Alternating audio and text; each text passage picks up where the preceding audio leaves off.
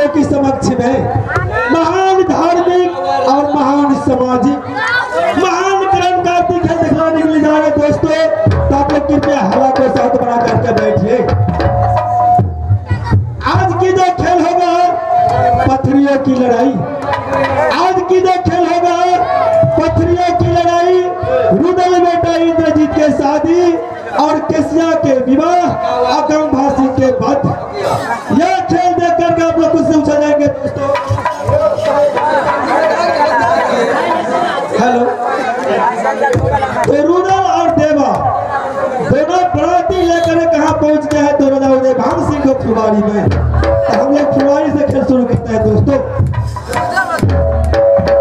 तो एक बार माता भगवती के नाम से जयकर मना दीजिए ताकि हमारे पार्टी अभी से लेकर के सुबह 7 बजे तक धक्का धक्का फटाफट चलते रहेंगे। प्रेम से बोल दो माता भगवती की।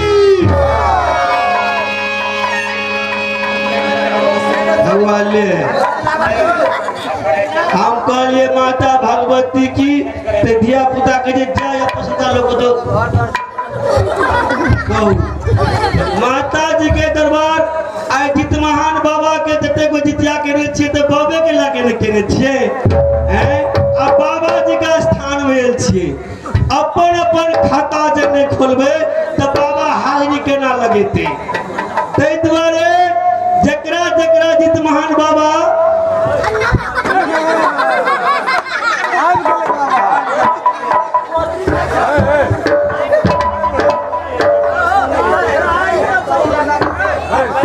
जकरा जकरा जित महान बाबा दुईटा हाथ देने हेते तो सब कोई हाथ ऊपर करो।